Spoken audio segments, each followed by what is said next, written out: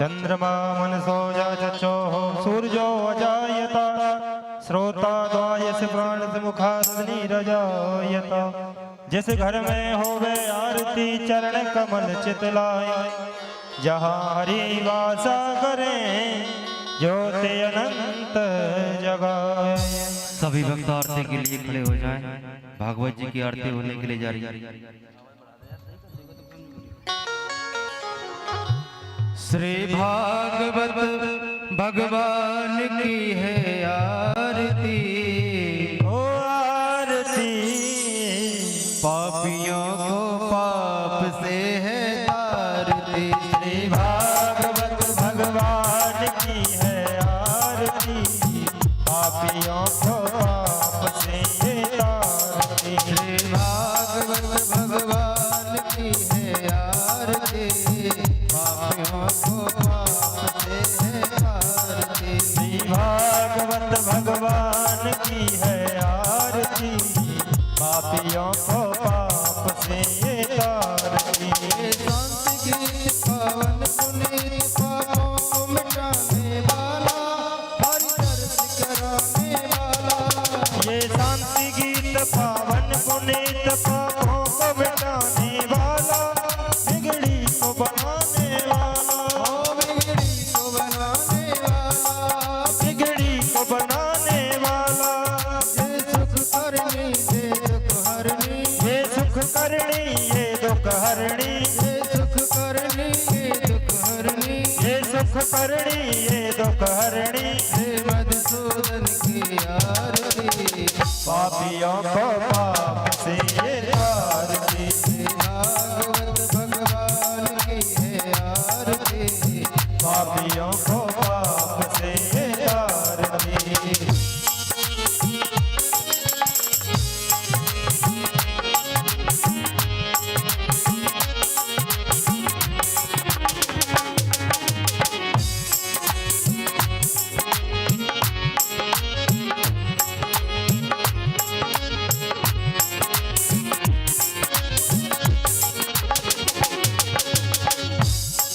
हे अमर ग्रंथि ये मुक्ति पवंते पंचम वेद निराला, नवि ज्योति जगाने वाला।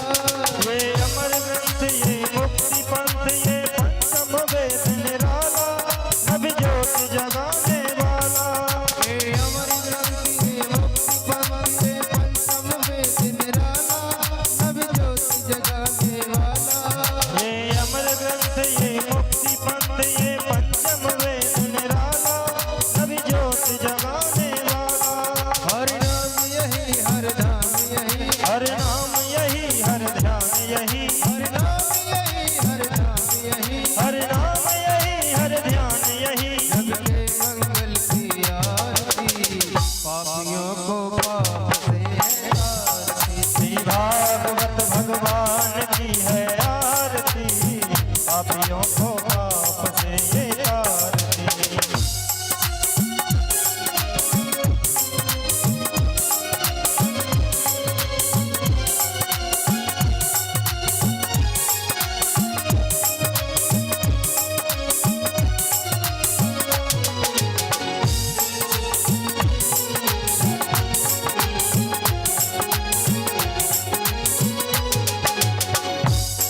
हे मधुर बोल मधुपंथ खोल, सतमार्ग दिखाने वाला, बिगड़ी को बनाने वाला।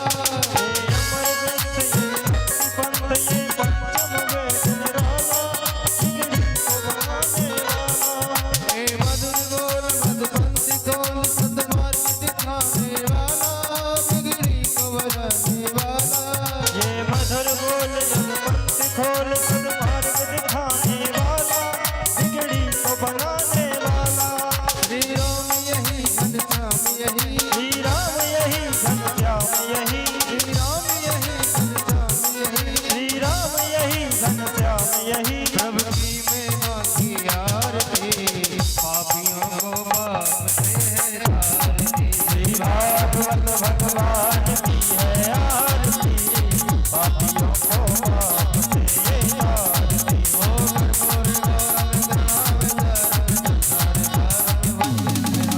सदा शान्तं हृदयारविन्दे भवं भवानी दत्तं त्वमेव माता पिता त्वमेव बन्धुः सखा त्वमेव विद्यारमणं त्वमेव सर्वं मम देवदेव हरे राम राम राम हरे हरे हरे राम राम राम हरे हरे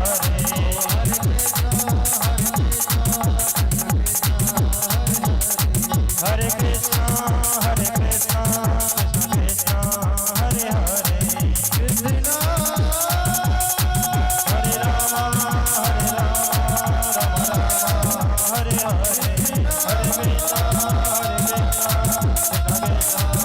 हरे हरे हरे राम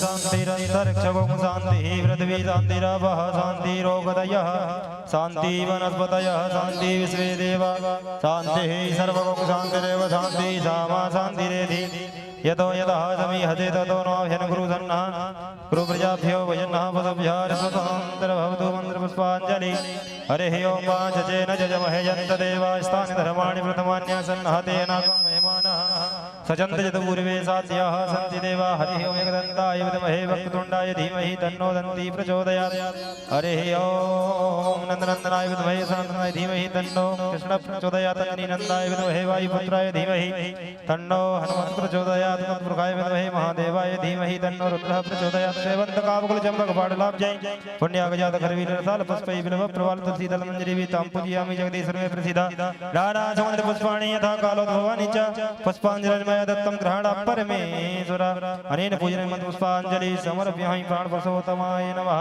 बोलिए भागवत भगवान की जय व्यास जी महाराज की जय सुखदेव जी महाराज की जय परीक्षित जी महाराज की जय श्री वृंदावन बिहारी लाल की जय राधे रानी की जय गंगा मैया की जय यमुना मैया की जय सरस्वती मैया की जय शीतला मैया की जय रतन वाली मैया की जय पीतांबरा माई की श्री राजा महाराज की जय जय श्री राधे नमः पार्वती पते हर हर महादेव।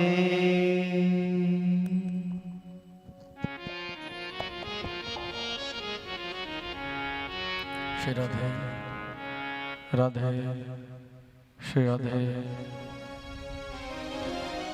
श्री राधे राधे राधे श्री राधे श्री राधे राधे श्री राधे राधे जय जय श्री राधे पीछे का थोड़ा सा राधे श्री राधे राधे श्री राधे श्री राधे राधे जय जय श्री राधे श्री राधे राधे जय जय श्री राधे श्री गणेशाय नमः श्री वेद पुरुषाय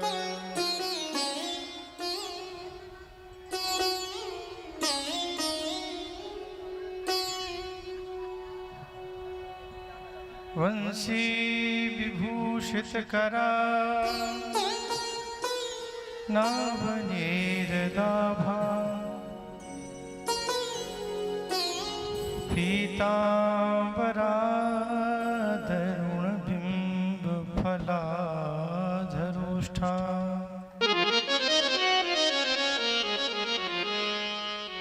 पूर्णेन्दु सुंदर मुखादर बिंद नेत्रा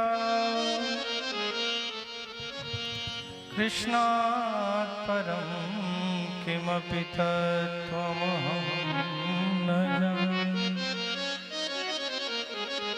नौमीढ्यते भ्रवपुषे तडिदम्बराय गुञ्जावतंस परिपेच्छल सन्मुखाय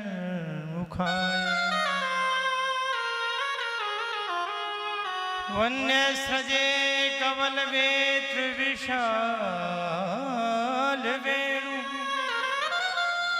लक्ष्मश्रिये मृदुपदे पशुपाङ्गजाय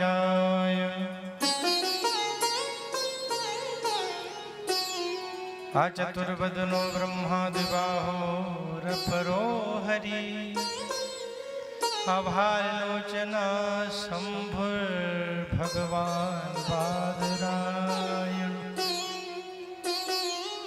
योऽन्तः प्रविश्य मम वाचमिमां प्रसुप्तां सञ्जीवयत् किल शक्तिधरा स्वधाम्ना अन्याश्च हस्तचरण श्रवणत्वगादि प्राणान्नमो भगवते पुरुषाय तुभ्यम् प्राणान्नमो भगवते पुरुषाय तुभ्यम् गुरुर्ब्रह्मा गुरुर्विष्णु गुरुर्देवो महेश्वरः गुरुर्साक्षात् परब्रह्म तस्मै श्री गुरुवे नमः। भक्त भक्ति भगवंत गुरु चतुर नाम बपु एक इनके पद बंधन किए नासत विघ्न। जय जय श्री राधा रमण जय जय नवल किशोर जय गोपी चित चोर प्रभु जय जय माखन जो। बोलो सद गुरुदेव भगवान की जय। बांके बिहारी लाल की जय। शुभदेव भगवान की जय। जय जय श्री राधे जय जय श्री राधे जय जय श्री जय जय श्री राधे। भगवान श्री बांके बिहारी की बहुत करुणा कृपा से यह भागवत की कथा खाकी बाबा के सुंदर स्थान पर चल रही है, जिसका पंचम दिवस पूर्ण और आज षष्ठ दिवस में हम और आप प्रवेश कर रहे हैं। तो कल की हमने बहुत सुंदर कथा श्री गिरिराज जी महाराज के दर्शन करे और गिरिराज जी की पूजा भगवान की बाल लीलाओं का दर्शन किया। आज षष्ठ दिवस की कथा में प्रवेश करने से पूर्व आइए हम और आप सभी गिरिराज जी महाराज की शरण में पुनः गिरिराज जी महाराज से प्रार्थना करेंगे। ओ गोवर्धन गिरधारी जी सुध लीजो हमारे गोवर्धन गिरधारी जी सुध लीजो हमारे। गोवर्धन गिरधारी जी सुध लीला हमारे गोवर्धन गिरधारी जी सुध लीजो सब बुलाइए।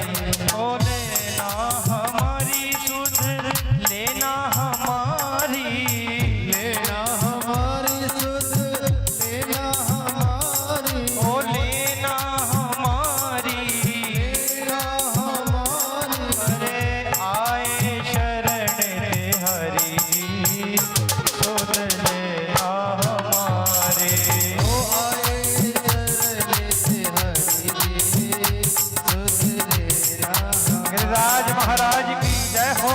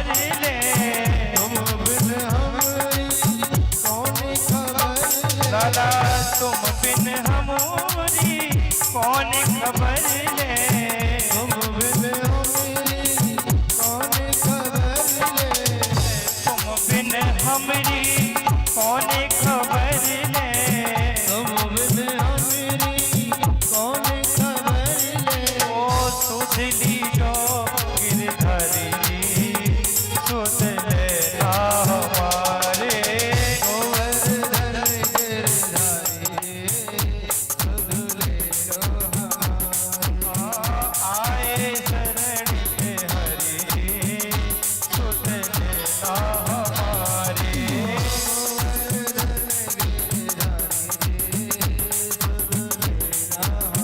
जय हो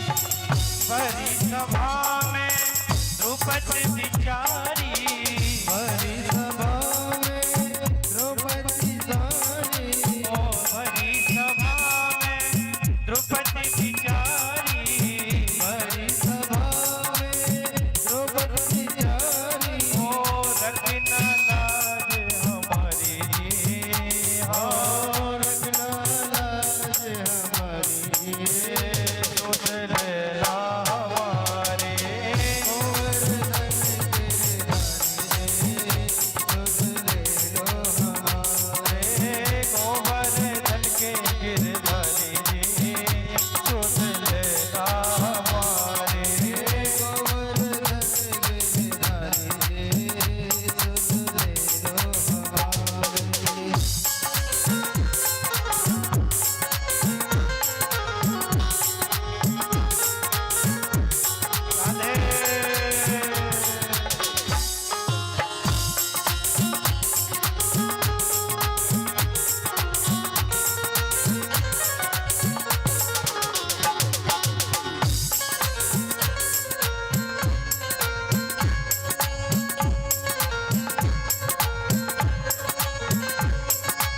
हरि बोल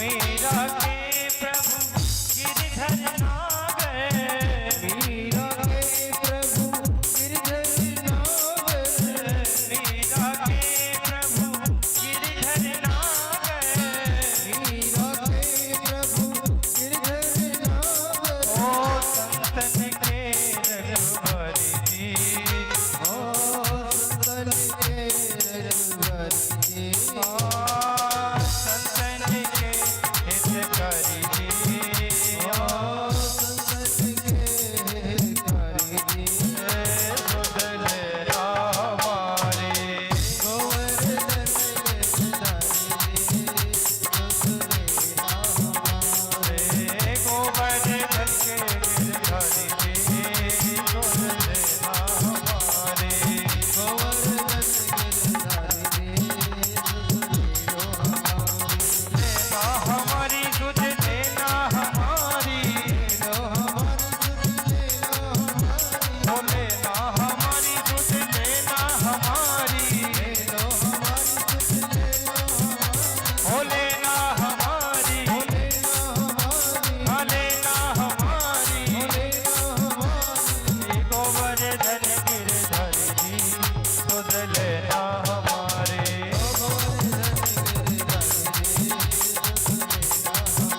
गोवर्धन के गिरधरी जी सुध लेना हमारे सुध लेना हमारे सुध लेना हमारे सुध लेना हमारे सुध लेना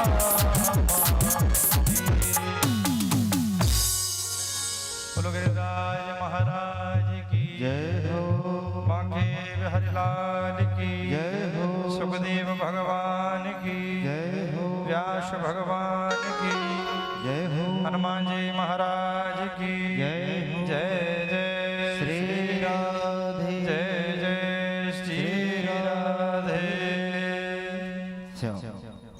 सभी ब्रजवासी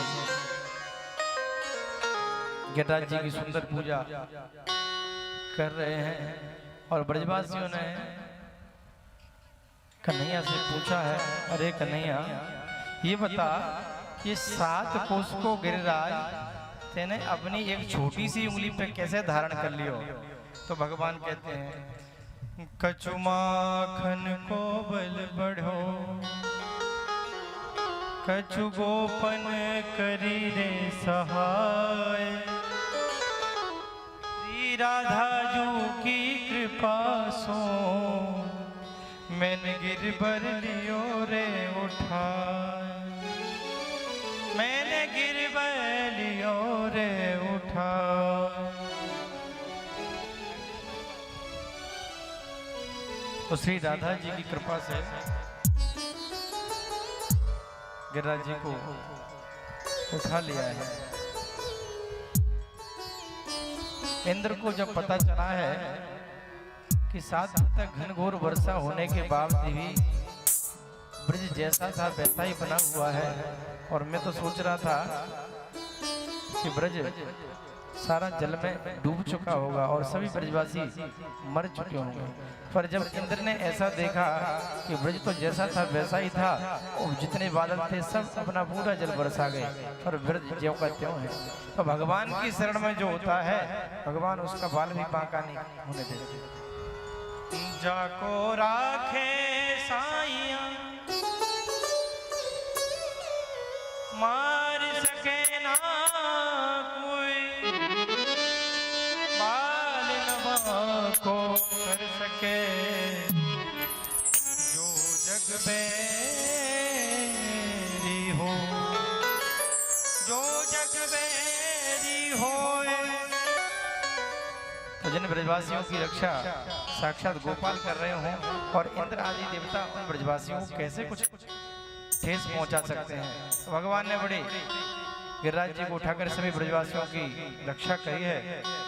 उधर इंद्र कामधेनु गाय को लेकर ब्रज में आता है और जब उसको पता चल जाता है कि ये साक्षात ईश्वर है और साक्षात नारायण का ही विग्रह है, साक्षात नारायण ही है, तो कामधेनु गाय को लेकर आता है और कामधेनु को आगे करके 10 श्लोकों से प्रार्थना करता है। भगवान बड़ी सुंदर प्रार्थना करी है और प्रार्थना करने के साथ ही भगवान ने इंद्र पर कृपा कर दी और इंद्र को क्षण कहा कि इंद्र हम तुम्हें क्षमा करते हैं, तुम चले जाओ।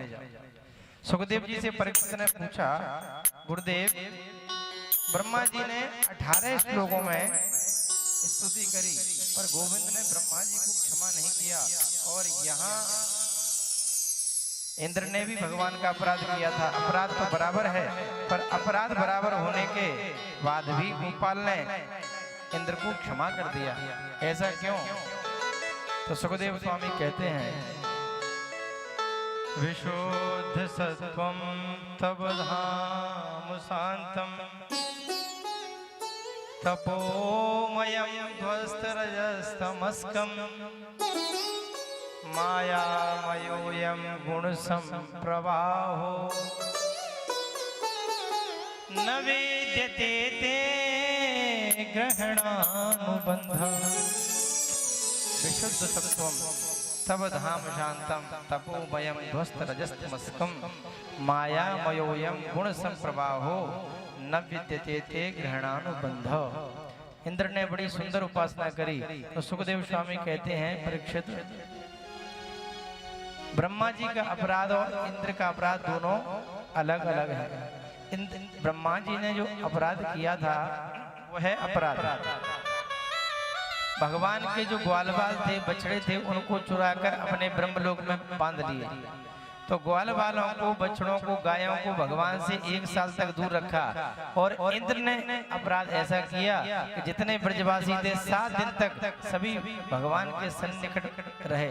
तो भगवान ने कहा इंद्र तेरी कृपा से, तेरी वजह से आज मेरे सभी ब्रजवासी 7 दिन तक मेरे साथ खड़े रहे, इसलिए मैं तुझे क्षमा करता हूँ। और ब्रह्मा जी को भगवान ने क्षमा नहीं किया है। बड़ा सुंदर भाव है गिरिराज जी का। गिरिराज बड़े दयालु देवता हैं। गिरिराज जी को जिसने भी बचाया है और गिरिराज जी ने वाकई सभी संकटों को नष्ट किया है। सभी ब्रजवासी कल कह रहे थे ना, तेरा सब संकट मिट जाए तू पूजा कर गोवर्धन की। आप सबने पूजन किया था बड़े भाव से। तो एक सुंदर भक्त गिरिराज जी का, वो गिरिराज जी की निरंतर पूजा अर्चना वंदना। वहीं ठीक गिरिराज जी के सन्निकट एक गांव डीग है जो राजस्थान में पड़ता है। तो वहीं का एक शुद्ध ब्रजवासी गिरिराज जी का निरंतर चिंतन करता था। और एक बार पूर्णमासी का समय आया, पूर्णमासी का समय आया तो उसको बुखार हो गया। और बुखार होने के साथ भीषण वर्षा हो रही थी।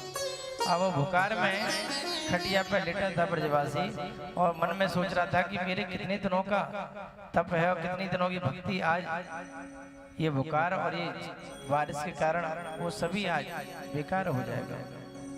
और गिरिराज जी से वहीं लेटे लेटे प्रार्थना कर रहा है, हे गिरिराज जी आज मेरा नियम टूट जाएगा। आज मैं जो आपकी इतने दिनों से निरंतर भक्ति करता था और वो भक्ति का आज विराम हो जाएगा।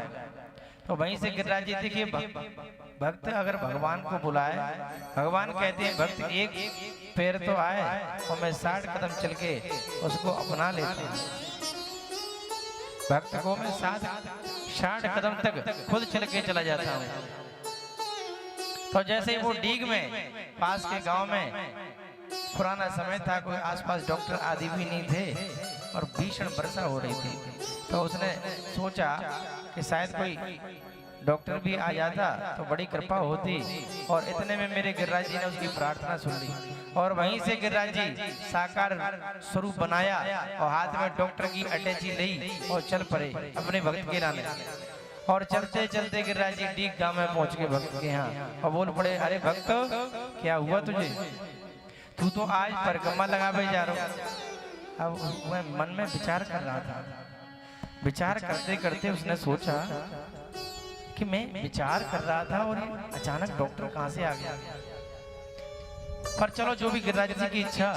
और डॉक्टर आया तो भक्त ने कहा, ऐसा है डॉक्टर साहब, मैं थोड़ा मुझे बुखार आ गया है और आप कोई दवाई ऐसी दे दें जिससे मेरा ये बुखार सही हो जाए तो मैं गिरिराज जी की परिक्रमा करें। तो वो सोच ही रहा था, गिरिराज जी ने कहा, अरे भैया भक्तराज तू परिक्रमा करवे जाए, आजा मैं तुमको ठीक कर दूं, ये दवा खा ले और उससे तू ठीक हो जाएगा। और मेरे गिरिराज जी ने जैसे ही उसका अंग का स्पर्श किया है, वो तो साक्षात ईश्वर थे और स्पर्श करते ही वह भक्त सही हो गया। और जैसे ही सही हुआ, देखो भक्त क्या होता है, भगवान की भक्ति करते करते भक्त भगवान में होने लग जाता है। जैसे कहीं आप हनुमान जी की उपासना करोगे ना, हनुमान चालीसा अत्यधिक पढ़ोगे, सुंदरकांड पढ़ोगे, तो हनुमान जी महाराज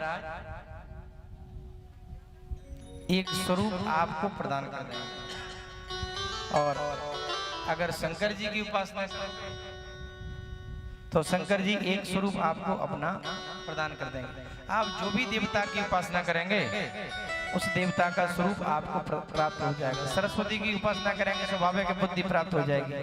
तो गिरिराज जी की उपासना करता था और जैसे गिरिराज जी ने स्पर्श किया, समझ गया सब गिरिराज जी की कृपा से ये हुआ है। और गिरिराज जी का हाथ पकड़ लिया, प्रभु आपने मेरे इस देह के लिए वहां से कष्ट लिया, आपने इतनी बड़ी कृपा करी, अब इस देह का जीना बेकार है।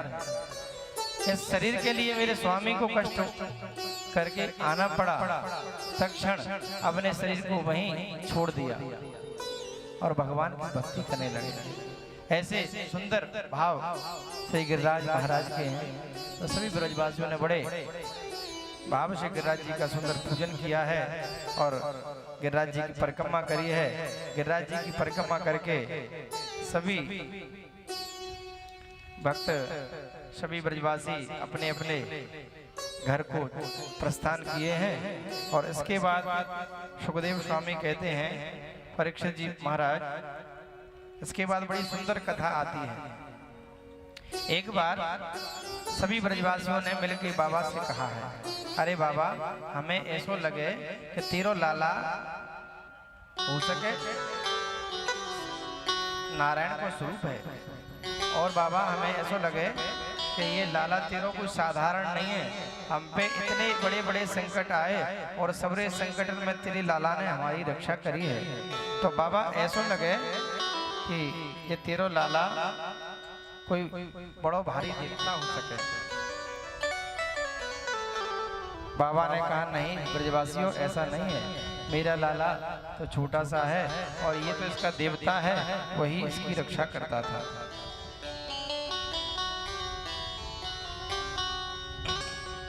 एकादशी का समय आया आगे चल के, और नंद बाबा एकादशी का सुंदर व्रत रहते हैं। हम सबको भी एकादशी का व्रत रखना चाहिए। सभी व्रतों का राजा एकादशी होता है।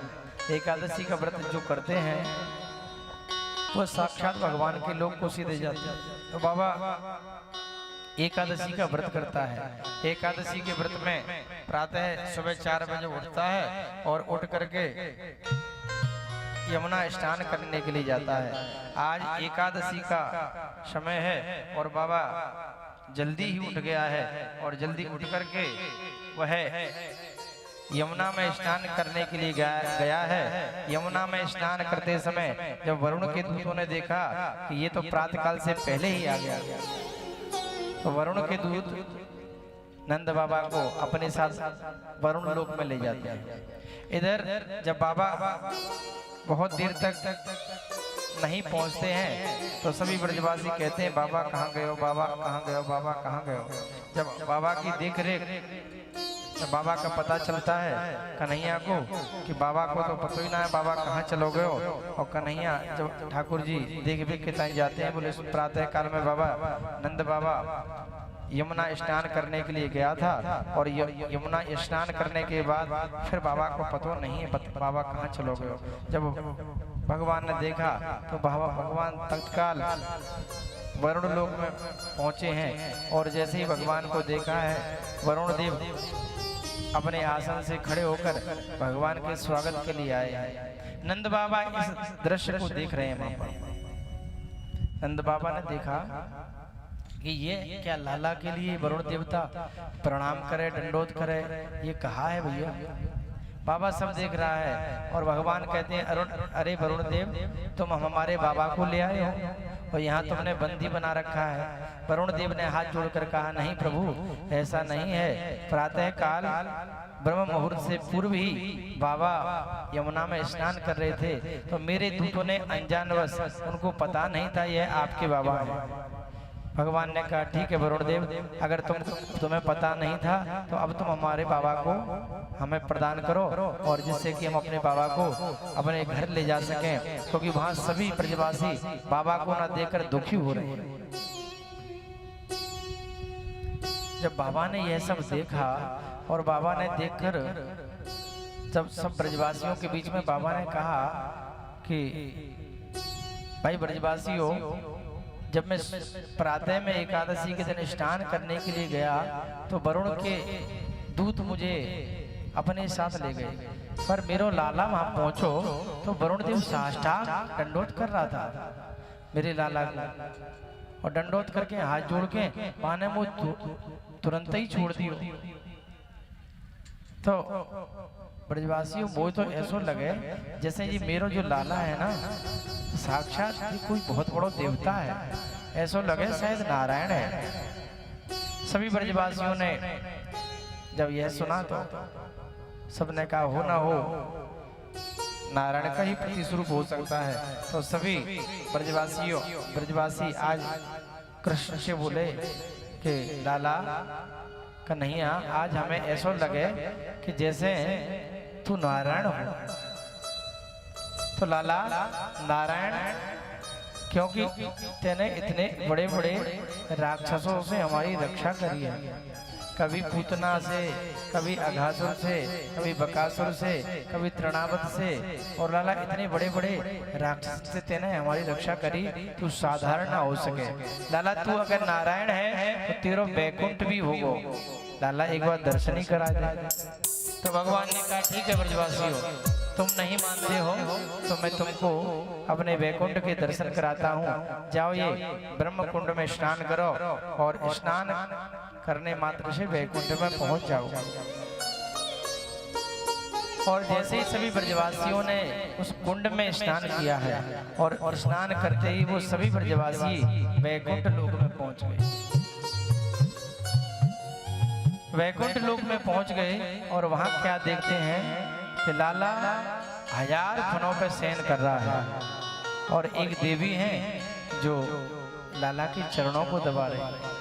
मनसुखा दूर से कहता है, अरे लाला, ओ भैया कृष्ण, हम तेरे सखा हैं। वहां कोई किसी की नहीं सुन रहा है। वैकुंठ लोक में जय श्री हरि, जय श्रीमन नारायण, यह सब घोष होता है। तो वहां ब्रजवासियों ने बहुत सोचा कि हम कन्हैया के पास चले जाएं, पर वहां द्वारपाल खड़े हैं, किसी ने जाने नहीं दिया। एक खम्मा था और मनसुखा खम्मा पे चढ़ गया और खम्मा पे चढ़ के बोला, अरे भैया कन्हैया, तू अपने ब्रजवासियों को भूल गया। बहुत कहा पर किसी ने कुछ नहीं सुना। तब सभी ब्रजवासी बड़े दुखित हुए और हाथ जोड़ के कहने लगे, हे गोपाल, हमारा तो जो ब्रज है वही अच्छा है, यह वैकुंठ हमको अच्छा नहीं लगता, इसलिए लाला तू तो हमें अपने ब्रज में पहुंचा जा। तो भगवान ने कहा, ब्रजवासियों आंखें बंद करो, और जैसे ही आंखें बंद करी वैसे ही सब ब्रजवासी ब्रज वृंदावन में पधारे। बोलो बांके बिहारी लाल की जय हो। सुखदेव भगवान सुंदर, बहुत सुंदर सुंदर कथाएं सुखदेव परीक्षित जी महाराज को श्रवण करा रहे हैं। और सभी ग्वाल बाल आपस में कहते हैं कि देखो लाला को कितना सुंदर वैकुंठ, पर जो ब्रज में आनंद है, जो ब्रज में आनंद बरस रहा है, वो आनंद कहीं नहीं है। जो ब्रज वृंदावन में आनंद है गोपाल के साथ में खेलने का, उसके साथ भोजन कलेवा आदि करने का, वो वैकुंठ में भी नहीं है। तो सभी ब्रजवासी कहते हैं, कहा करो वैकुंठ ही जाए, जहाँ ना नंद न यशोदा, जहाँ ना ग्वाल न गैया। इसलिए हमें तो लाला तू यहाँ हमारे लाना, तो ये तेरा जो ब्रज है वही अच्छा है और हमको सब ब्रज में ही रहने दो। तब लाला की सुंदर लीलाएं श्रवण करा रहे हैं। इसके बाद सुंदर कथा आती है रासलीला की, और इसके बाद भगवान जंगल में जाकर के, वन में जाकर के वृंदावन धाम जो है वो वृंदा नाम समूह नाम वनम इति वृंदावनम। वृंदा तुलसी का नाम होता है, जहाँ वृंदा तुलसी के वन है उसी को वृंदावन कहते हैं। तुलसी जहाँ अत्यधिक है, और तुलसी कौन है, बोले तुलसी श्री हरि की प्रिया है, घरवारी है। तो वृंदा जहाँ तुलसी के अत्यधिक वन है, तो तुलसी के वन में वृंदावन में भगवान मुरली का नाद करते हैं। बड़ा सुंदर ठाकुर जी ने सुंदर मुरली बजाई है।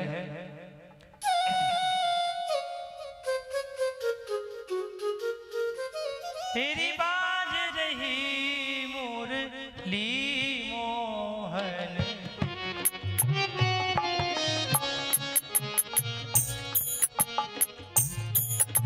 ओ बाज रही मुरली मोहन,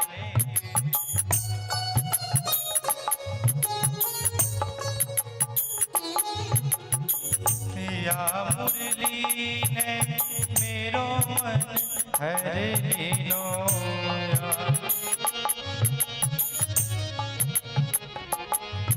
आवाज रही मुरली मोहन की,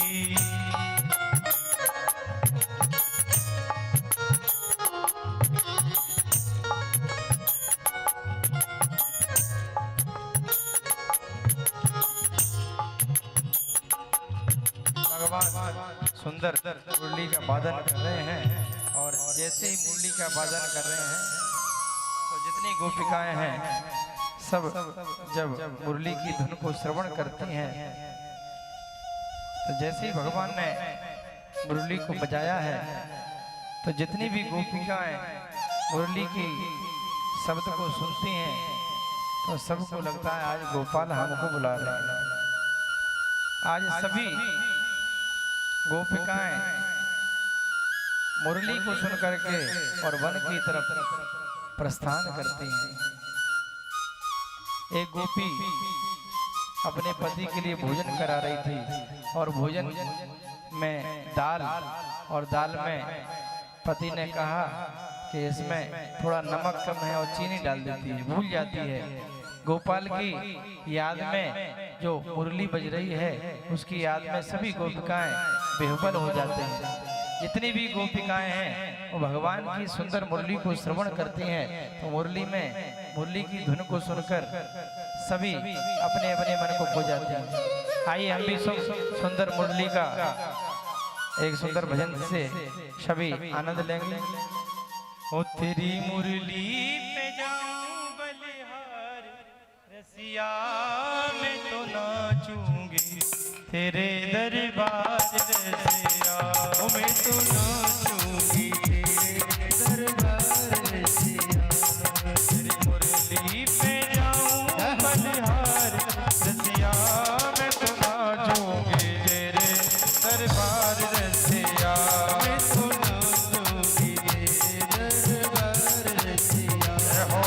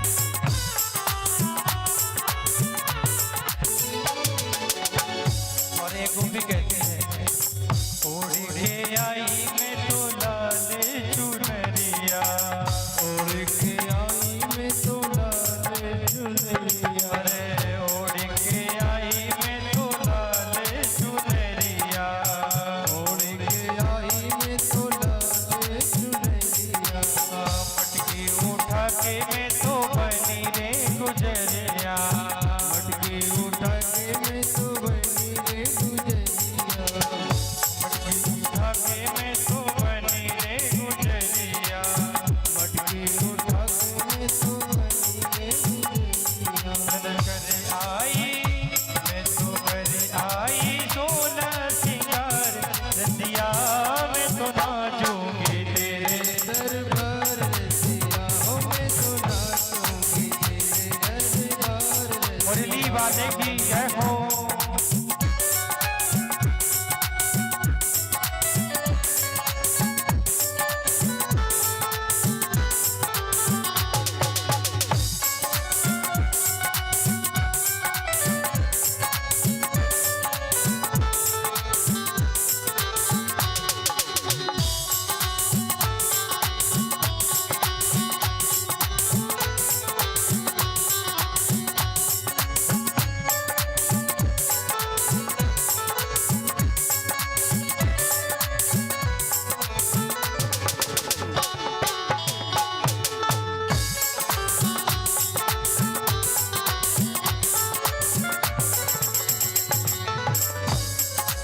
मुरली की सुंदर धुन बजाई है भगवान ने तो सभी गोपिकाएं और मुरली को सुनकर बड़ी दरबत हो रही है और यह सोच रही है कि गोपाल हमको बुला रहे हैं।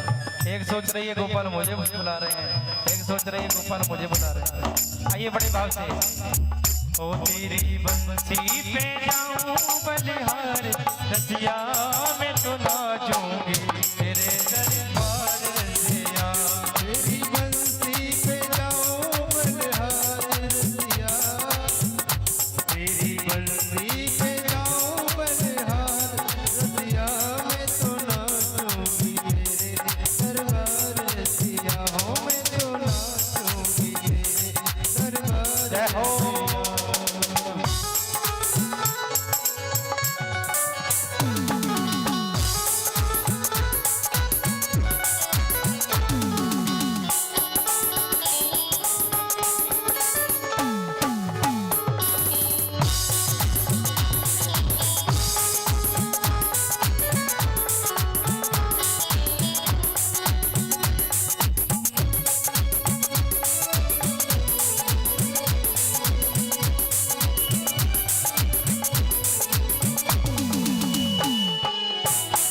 राधे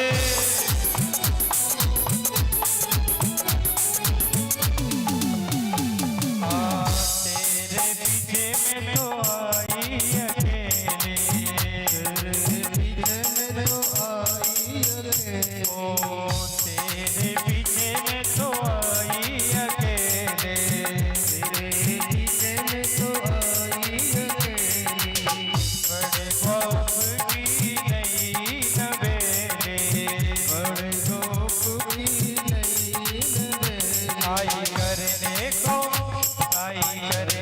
को मैं मनोहर रसिया मैं तो नाचूंगी तेरे दरबार रसिया राधे तो नाचूंगी तेरे दरबार रसिया मैं तो नाचूंगी तेरे दरबार जय हो।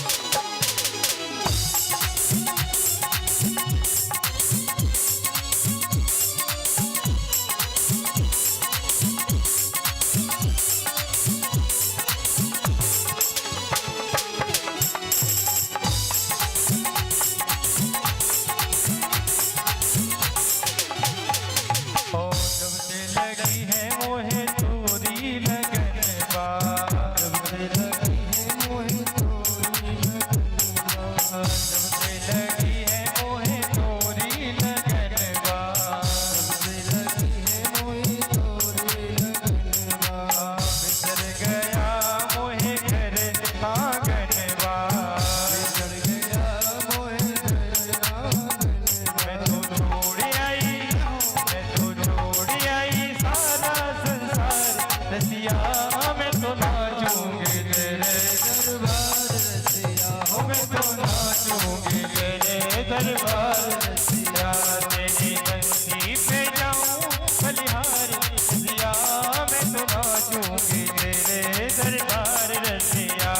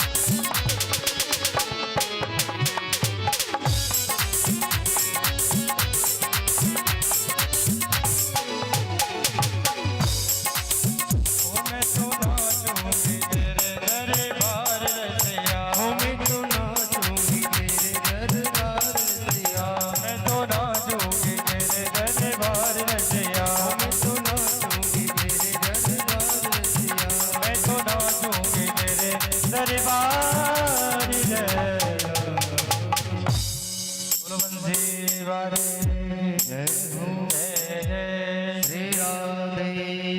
अच्छा, जो ये भगवान जो बंसी बजा रहे हैं ना, तो वो बंसी पता है?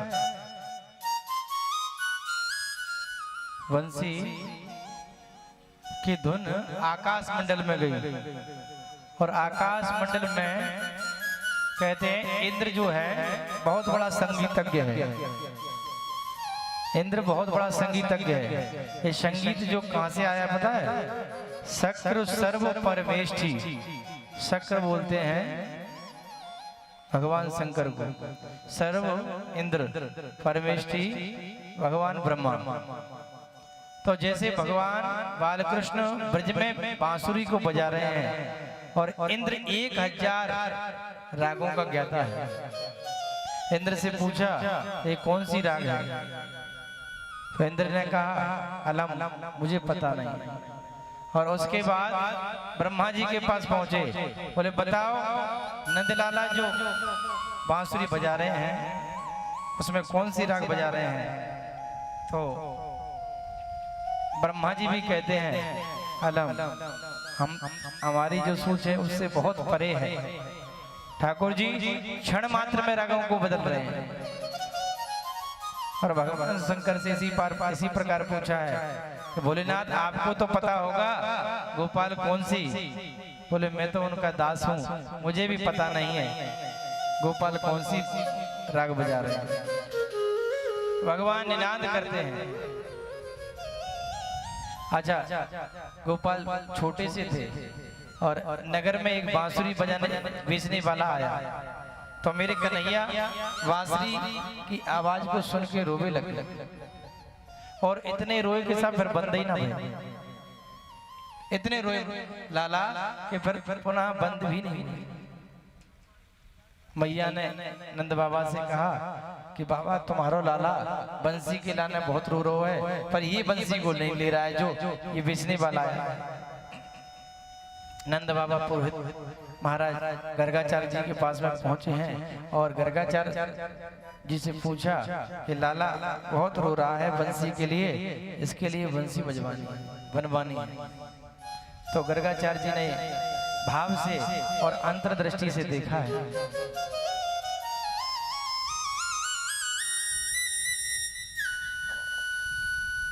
गर्गाचार्य जी महाराज देखते हैं और नंद बाबा से कहते हैं बाबा तुम्हारे पीछे जो बांस खड़ा है ना, उस बांस को कटवाओ, और उस बांस को कटवाने के बाद उससे बंसी बनवाओ, और जब उस बंसी को तुम कृष्ण को दोगे तो कन्हैया लेकर उसको अच्छे से बजाएंगे। बाबा ने ऐसा ही किया। नंद महल के पीछे बांस खड़ा था, उस बांस को कटवाया, कटवा करके और जो बनाने वाले होते हैं उनके पास ले गए और उसी की बंसी बनवाई, और बनवा के मेरे कृष्ण ने उस बंसी को ले ली और बड़े भाव से खिलखिला के हंसने लगे और उसको गले से चिपका लिया। भाव क्या है? वो बंसी किसकी है? बोले वंशस्तु साक्षात रुद्र। वंशी कौन है? बोले वंशी है साक्षात रुद्र, भगवान शंकर के अवतार। वो साधारण बंसी नहीं है। भगवान भोलेनाथ ने कहा प्रभु जहर पिला दिया आपने, इस दास को आपकी सेवा चाहिए।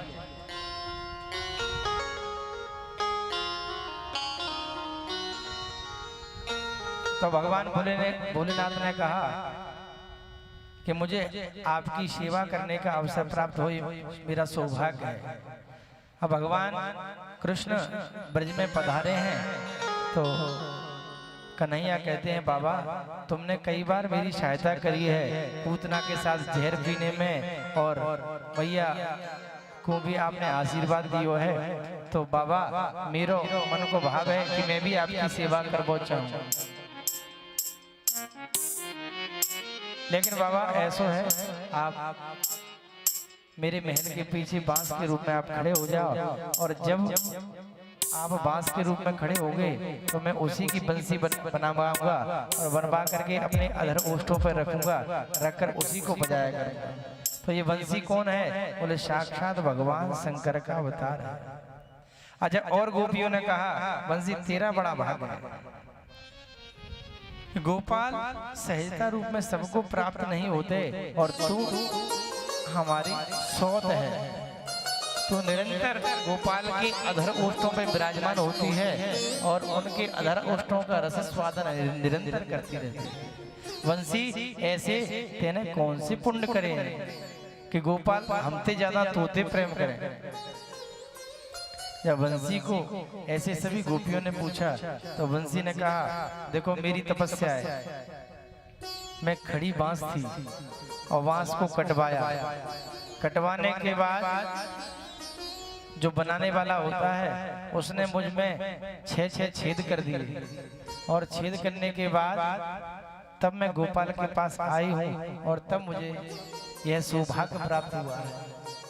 सभी गोपियां कहती हैं तू बड़ी सौभाग्यवती है बंसी, और जो गोपाल के अधरामृत का पान करने को तुझे प्राप्त हो रहा है और यह ठाकुर जी की विशेष कृपा है। तो वही बंसी को भगवान बजा रहे हैं और भगवान जब उस बंसी को बजा रहे हैं तो गोपियां सभी अपने कार्यों को छोड़कर और वन की तरफ भागती हैं। स्वागतम भो महाभाग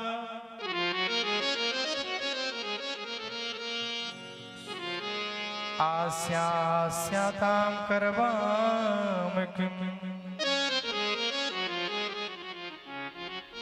यन्नो दीक्षया प्राप्त उपपन्नमिदं हिवा।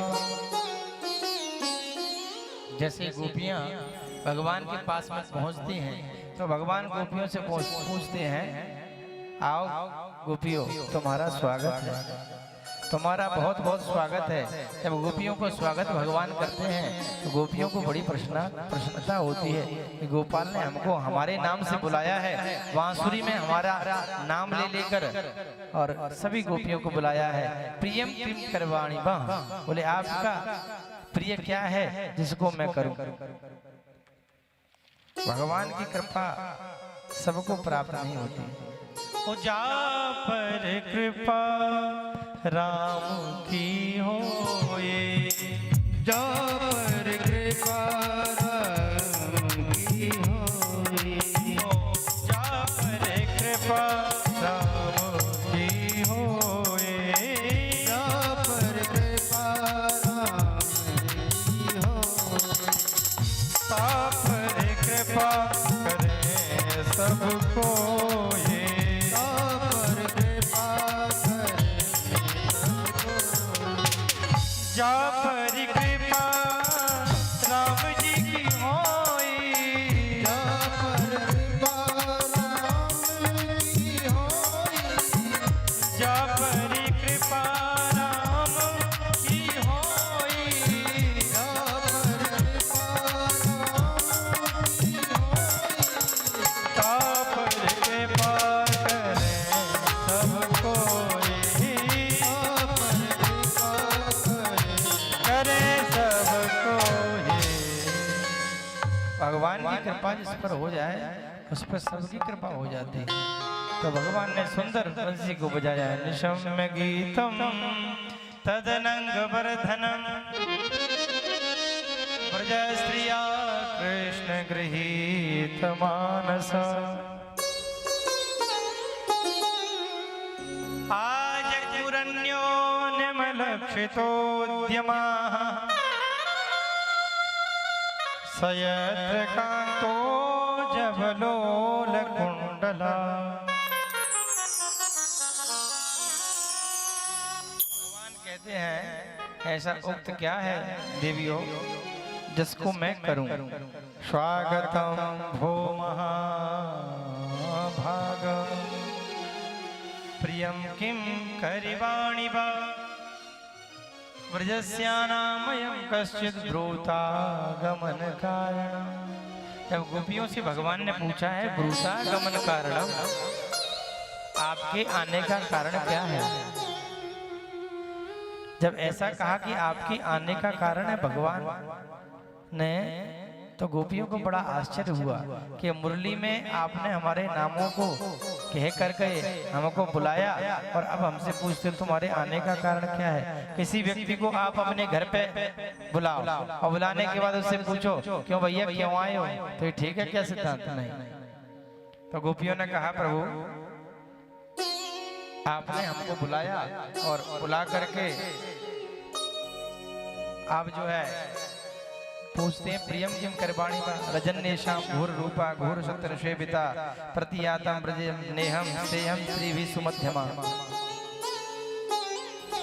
गोपियों ने कहा है, भगवान कहते हैं गोपियों से, गोपियों ऐसी घनघोर रात्रि में और ऐसे जंगल में अकेली चली आई तुम अपने पतियों को छोड़कर, ये गलत है। आपको अपने पतियों को छोड़कर नहीं आना चाहिए। भगवान भी देखो पहले भक्तों को टटोलते हैं, ऐसा ही तो नहीं इसकी कहीं भक्ति अधूरी हो। देखते हैं पहले चारों तरफ से ये पूरा पक्का है ना, तभी उसको शरणागति प्राप्त होती है। एक बार एक छोटी सी कथा याद आ गई है। एक बार मुक्ति भगवान से कहती है, प्रभु आप मेरे द्वारा सबकी मुक्ति कराते हैं, कोई ऐसा उद्यम है कि मेरी भी मुक्ति का कोई कारण है? मुक्ति कहती है, वृंदावन की गैल में तेरी मुक्ति पड़ी मणरा, मुक्ति कहे गोपाल सो, प्रभु मेरी मुक्ति बता। वृंदावन की गैल में मुक्ति पड़ी मणरा, मुक्ति कहे गोपाल सो, मेरी मुक्ति बता। हे गोपाल, हे नंदलाल, आप मेरे द्वारा सबकी मुक्ति को कराते हो और ऐसा भी कोई उपाय बता दो जिससे मेरी मुक्ति हो जाए। भगवान ने सुंदर कहा, बोले पड़ी रहो या गैल में, पड़ी रहो या गैल में, पड़ी रहो या गैल में, संत मुनि चल जाए, उड़ उड़ रज मस्तक लगे, सो मुक्ति मुक्ति है जा। भगवान कहते हैं अरे मुक्ति तो जे अगर मुक्ति चाहिए तो जी परिक्रमा है ना वृंदावन की, और एक राज्य की जो परिक्रमा है इसमें लौट जा, और जापे से जब ऋषि मुनि चलेंगे और जब वो चलेंगे तो इस जो ब्रजरज है इसके कण उड़ेंगे और वो कण उड़कर तेरे माथे पे लगेंगे तो तेरी भी मुक्ति हो जाएगी। इतनी महिमा है ब्रजरज की। भगवान श्री कृष्ण जिस समय वृंदावन धाम में लीला को कर रहे थे तो उस समय की 5 चीजें आज भी ब्रज में विराजमान है, लेकिन हम जानना ही नहीं चाहते। हम पे व्यर्थ के कामों के लिए समय है और भगवान की कथाओं को सुनने के लिए बिल्कुल नहीं है। अच्छा सुनो, कथाओं को सुन के बड़ा आनंद प्राप्त होता है ना। जो आनंद एसियों में सोने से, कूलर में सोने से नहीं प्राप्त होता और यहाँ लपट में लू में आप लोग बैठे हैं वो आनंद प्राप्त हो रहा है। लपट लग रही है लेकिन जब ये कथा हृदय में जा रही है, ये शब्द हृदय में जा रहे हैं तो बड़ा आनंद आ रहा है। आनंद क्या है? क्या बोले डल्लप पे सोना आनंद है? क्या बोले एसियों में सोना आनंद है? अच्छा ये आनंद क्यों प्राप्त हो रहा है? हमारे तुम्हारे मन में पता है कौन है? हमारे तुम्हारे मन में वह परमात्मा विराजमान है। कौन विराजमान है? और वह परमात्मा जब विराजमान है और जब उसकी कथाएं हम श्रवण करते हैं तो बड़ा आनंद आता है। जब इस जीव का जन्म नहीं हुआ उससे पहले भगवान के सामने खड़ा हो गया हाथ जोड़ के और भगवान नारायण से कहा, प्रभु एक बार मानव का शरीर मुझे दे दो, और मानव का शरीर दोगे तो मैं दिन रात आपका भजन करूंगा। भगवान से हम क्या कह कर आए? बोले तुम्हारा भजन करेंगे, एक बार मानव शरीर दे दो। भगवान ने कहा ठीक है तू मानव शरीर ले जा। और जब हम मानव शरीर को लेकर और माता के गर्भ में आए 9 महीने तक उल्टी लटके रहे, नीचे को सर था, पैर ऊपर को थे, 9 महीने तक उल्टे लटके रहे। निरंतर प्रार्थना करते रहे इस गर्भ से बाहर निकालो, क्यों? उसमें मल है, मूत्र है, गंदगी है, सब उसमें भरा हुआ है। निरंतर भगवान से प्रार्थना करते रहे कि हे प्रभु इस निंदनीय गर्भ से बाहर निकाल दो, और बाहर निकालते ही निरंतर तुम्हारा भजन करेंगे। और जैसे ही हम गर्भ से बाहर आए, बाहर आकर ही हम भूल गए कि हम भगवान से क्या कहकर आए थे। क्यों? बोले भगवान की जो माया है ना, माया बड़ी बलवान है। जैसे ही धरती को छुआ और हमने बोला, बोले क्या हम, मैं कौन हूँ? भगवान ने कहा अभी तो कह रहा था तुम सबको छो, अब कह रहा है कि मैं कौन हूँ। भगवान ने कहा चलो ठीक है। थोड़ा सा बड़ा हुआ, माता पिता ने पढ़ने के लिए स्कूल में नाम लिखवा दिया जी। स्कूल में मास्टर के यहाँ पढ़ने के लिए जा रहे हैं। पहले छोटा सा बस्ता था और फिर 10 किलो का बस्ता टांग दिया पीछे, और बच्चा पढ़ने के लिए स्कूल जा रहा है। थोड़ा सा बड़ा हुआ, माता पिता ने देखा 20 साल का हो गया, बोले उसका विवाह कर दो। सो साहब विवाह कर दिया। विवाह करने के बाद बोले बच्चे हो गए, और बच्चे होने के बाद मेहनत करने लगा, काम करने लगा। क्यों? तो उनका उदर पोषण भी करना है ना, गृहस्थ जीवन के लिए अर्थ भी कमाना है, धन कमाना है। नहीं कमाओगे तो कैसे जीवन चलेगा? तो धन कमाने लग गया, गधे की तरह जुत रहा है। 50 साल पूरे हो गए, 60 साल पूरे हो गए, अंत में वही समय आ गया मरने को। जैसे जीवन समाप्त हुआ, भगवान के पास पहुंच गया। भगवान से बोला प्रभु गलती हो गई, मैं भूल गया, मुझे भजन करना था। मैंने आपसे कहा था कि मैं भजन करूंगा। संत लोग इसको एक लखिया बोलते हैं। एक लखिया मतलब बोले 84 लाख योनियों में एक ही योनि है मनुष्य की, जिससे इस भवसागर से पार जाया जा सकता है। और मनुष्य की योनि नहीं होगी तो कभी कुत्ते बनोगे, कभी बिल्ली बनोगे, कभी सर्प, कभी चूहा, कभी चिड़िया, ऐसे अन्य योनि हैं। लेकिन अगर इन सभी 84 योनियों से बाहर निकलने का कोई माध्यम है तो ये मानव शरीर है। जैसे तुम्हारा कोई एक बालक है और वो बालक तुमसे कहता है पिताजी मुझे 1 लाख रुपए दे दो और मैं बिजनेस करूंगा। आपने कहा एक पुत्र है और बिजनेस को करेगा, बहुत अच्छी बात है, तो 1 लाख रुपए आपने दे दिए। और वो पुत्र थोड़ा बिगड़ा था, अब वो पुत्र 1 लाख रुपए को गया, लेकर गया, 50,000 की शराब पी और 50,000 का जुआ खेला और पुनः पिताजी एक बार और दे दो। अब गलती नहीं होगी, अब तो हो गई, आगे से नहीं होगी। पिताजी ने सोचा, बोले अकेले ही राम है, यही तो पुत्र है, सब इसका ही है, बोले अब सुधर जाएगा। पिताजी ने पुनः 1 लाख रुपए दे दिए, बोले ले जाओ और बिजनेस कर।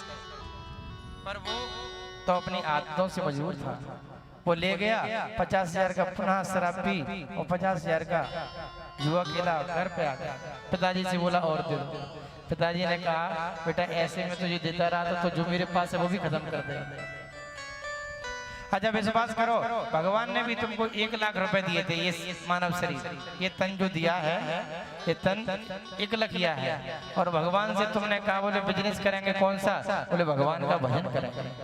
भजन बिल्कुल नहीं किया, किसमें लगे? बोले राग द्वेषों में, इसकी बुराई, उसका सुख, अरे वो बहुत अच्छा है, ये बहुत बुरा है, बस इसमें लगे रहे। अपना बहुमूल्य समय को व्यर्थ में गवाया जा रहा है। और जब वो समय आ गया मरने का, तब ज्ञात हुआ कि बोले भगवान का भजन करना था, वो तो कर ही नहीं पाए। और कुछ लोग तो कहते हैं बोले भजन को बुढ़ापे में करना चाहिए, और भजन करने की उम्र होती है अभी तो 20-25 साल की उम्र है, अभी ये भजन करने की थोड़ी है 30 साल की। 50 साल के हो जाएंगे महाराज तब करेंगे। एक भजन भी आता है इसमें, भजन करो भरी जवानी में बुढ़ापा किसने देखा है। और रामचरितमानस में गोसाई जी कहते हैं अब अगर आप 50 साल में भजन करने की सोच रहे हो तो ये आपका शरीर क्या हो जाएगा? तब तक बोले तामसी हो जाए, भजन न तामस देखा देहा। विभीषण भी रावण से कह रहा है कि भैया तुम भजन करो। रावण कहता है वो ही भजन न तामस दिया, तामसी हो चुका है, भजन थोड़ी होगा, अब तो मरण होगा, मरने के बाद ही सब जो होगा वो। तो ऐसे ही भजन कब करो? बोले जब समय मिल जाए तो भजन के लिए बैठ जाओ, व्यर्थ में शरीर को मत गवाओ। तो जा पर कृपा राम की होई, ता पर कृपा करें सब को। गोपियां वन में आई हैं, भगवान सुंदर गोपियों से कहते हैं कि गोपियों तुमको अपनी पतियों की सेवा करना चाहिए, और जो पत्नी अपने पति की सेवा करती है उस पति को स्वर्ग की प्राप्ति होती है। उस पति को पति धर्म के प्रभाव से सब कुछ प्राप्त होता है। भगवान ने कहा गोपियों पतिव्रत धर्म की बड़ी महत्ता है और बड़ा ही महत्व है।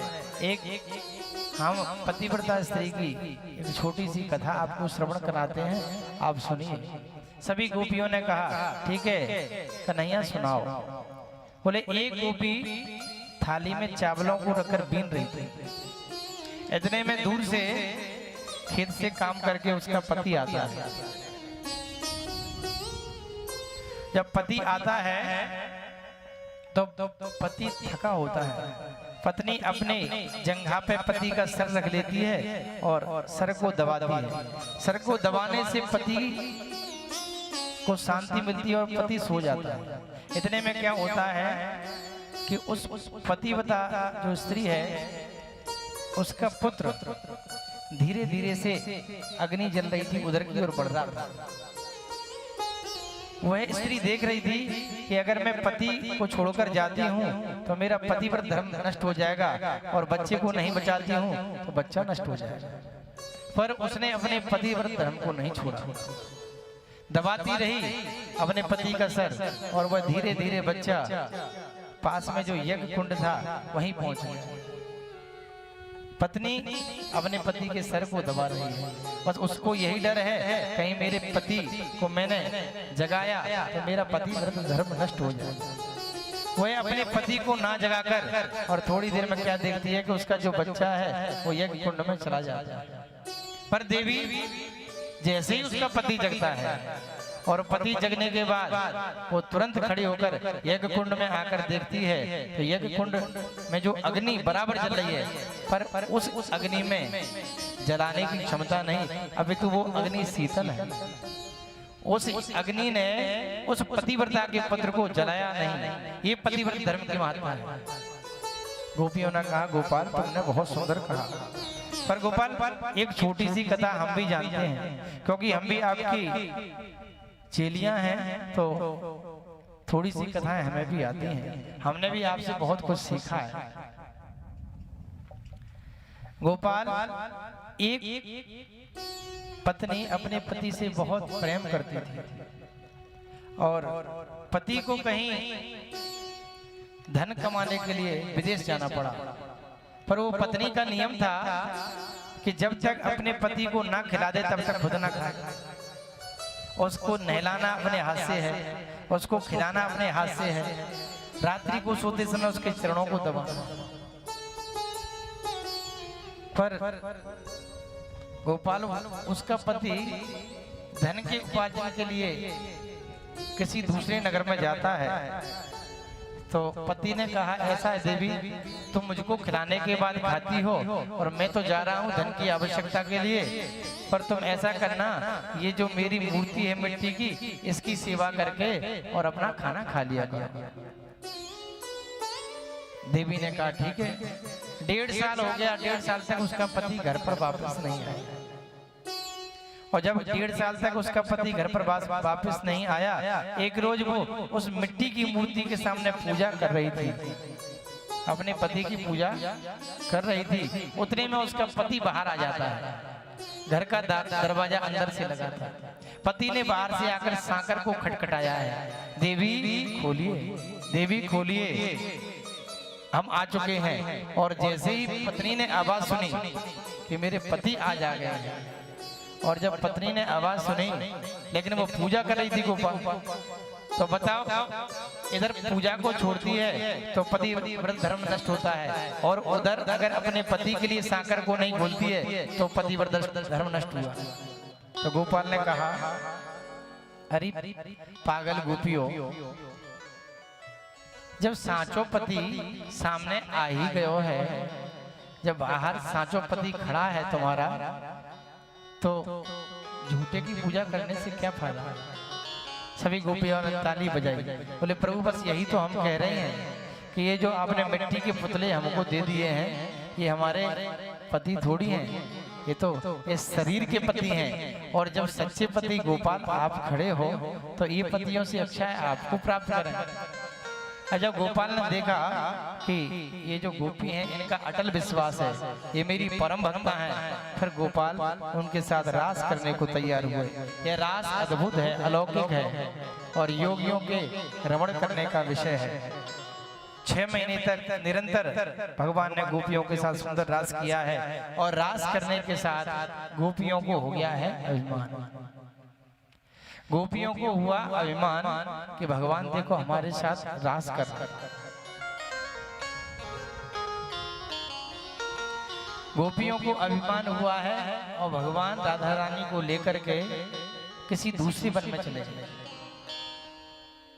किसी दूसरे वन में चले गए और राधा रानी के साथ विचरण कर रहे हैं, राधा रानी की सेवा कर रहे हैं। उधर राधा रानी भी कहती हैं, हे प्रिय, हे प्रीतम, हे श्याम सुंदर, मेरे पैरों में दर्द होने लग गयो है, ऐसा करो आप मोगू अपने कंधा पे बिठा लो। जब भगवान ने देखा कि गोपियों को अभिमान हो गया है और इनको भी मान हो रहा है तो ये ठीक नहीं है, इसको दूर करना चाहिए। भगवान राधा रानी को भी छोड़कर अंतर ध्यान हो जाता है। जब भगवान अंतर ध्यान हुए, देखो मान में और अभिमान में बहुत अंतर है। अभिमान तो दूसरों के प्रति होता है, अरे देखो वो बहुत खराब है, तो अभिमान दूसरों से होता है और मान अपनों से होता है। जैसे पत्नी है, पत्नी अपने पति से मान करती है, पत्नी अपने पति से मान करती है, उसको कहते हैं मान। अभिमान, तुम किसी से लड़ जाओ फिर तुम उसके बात करोगे क्या? नहीं करोगे, काफी दिन तक नहीं करोगे। और पत्नी पति से सुबह लड़ जाती है और उसको पता है शाम को मेरे पतिदेव काम करके आएंगे ना तो लौट कर मुझे मना लेंगे, मनाएंगे ना, तो जो मनाने का जो काम है वही है मान। पत्नियों को पता है कि पतिदेव शाम को आएंगे और वो मना लेंगे और फिर साथ में मिलकर भोजन करेंगे। और अगर पत्नियों को ऐसा पता चल जाए कि वो शाम को आएंगे और मनाएंगे नहीं तो बेचारी वो लड़ेंगे नहीं। तो एक है मान और एक है अभिमान। तो गोपियों को हुआ अभिमान और श्री राधा रानी को हुआ है मान। भगवान अंतर ध्यान हो गए। सभी गोपियां विलाप करने लगी, इधर उधर एक दूसरे से पूछने लगी, क्या तुमने गोपाल को देखा है?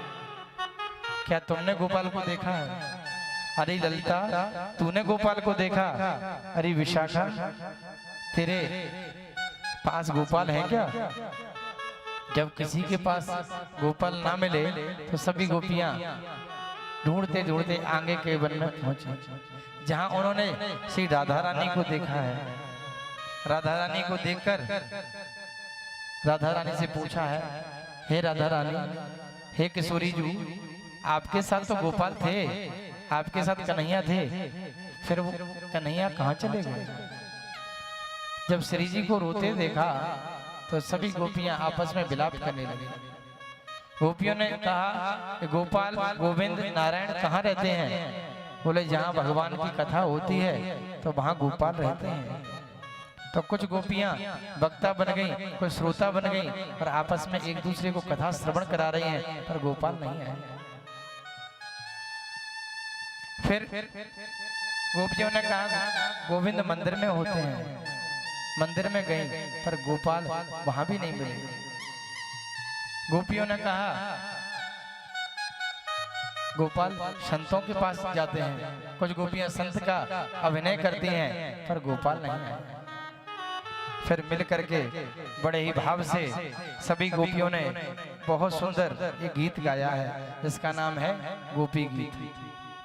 यह गीत जैसे 17 पुराण और 18वां पुराण भागवत जी है। जैसे 18 पुराण में भागवत जी श्रेष्ठ हैं और भागवत जी में 335 अध्याय हैं और 12 स्कंद हैं। और जैसे 12 स्कंद में भागवत जी में 10वां स्कंद श्रेष्ठ है और 10वें स्कंद में 90 अध्याय हैं। 90 अध्याय में 31वां जो अध्याय है वह गोपियों ने स्वयं ने गाया है। वो क्या है? वह है भागवत जी का प्राण है। संत लोग कहते हैं, उनकी वाणी है कि जो गोपी गीत का निरंतर पाठ करता है, जो गोपी गीत को हर रोज पढ़ता है, उसको कभी हृदय की कोई बीमारी नहीं होती है। तो सभी बड़े भाव और प्रेम से गोपी गीत का पाठ करेंगे। अगर आप में से किसी को आता है तो आप सभी गाएं, और नहीं आता तो बड़े भाव से आंखों को बंद करके और गोपी गीत को श्रवण करेंगे। गोपी ऊजू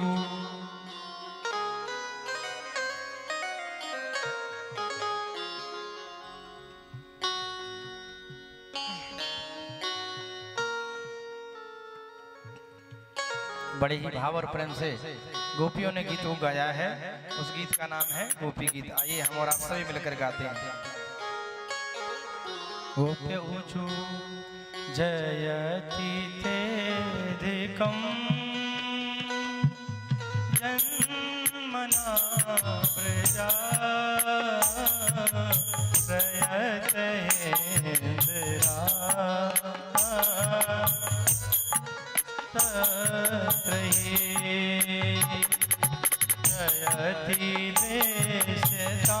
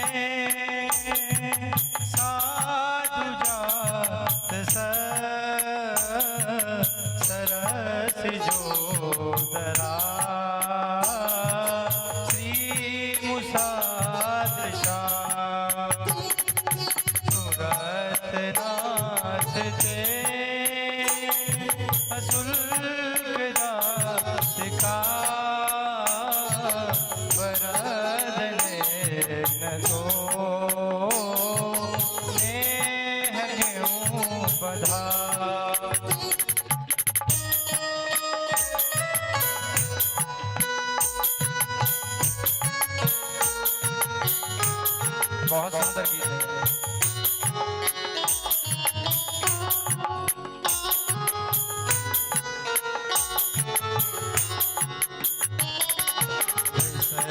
जलाप्यया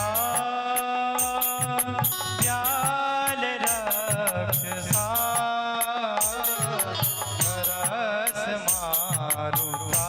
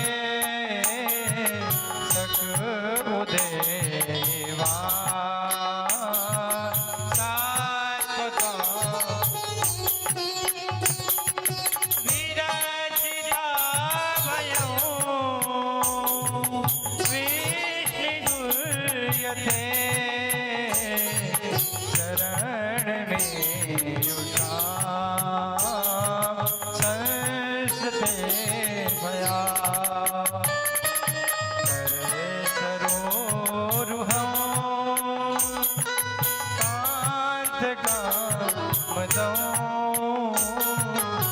रस देना श्री कराग्र हो रस देना श्री कराग्र हो श्री कराग्र हो।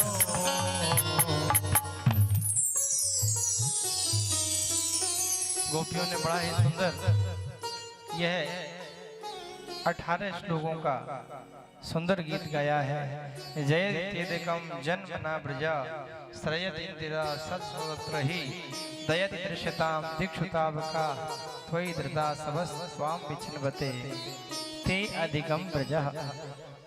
धन्यम हे प्रभु, जब से आपने इस ब्रज में जन्म लिया है तब से इस ब्रज की ख्याति और बढ़ गई है।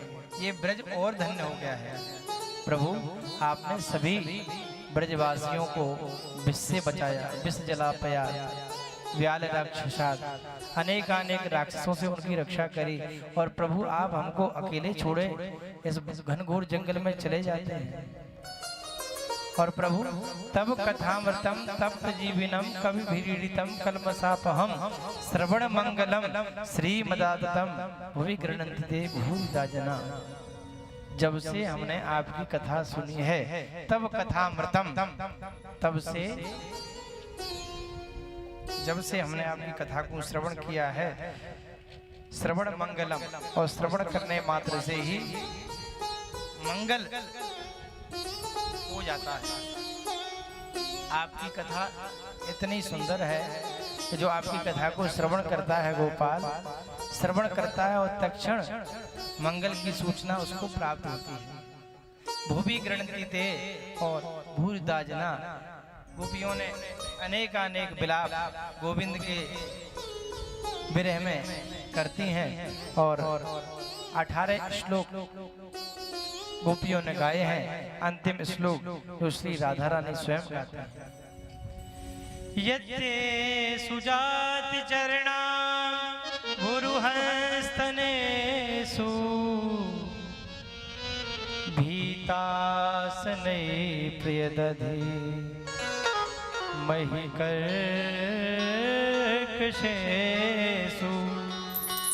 तेनाटवी मटति तद् व्यथते न किंस्वे कूर्पादिभिर्भ्रमति धीर भवदामिषाम्नः।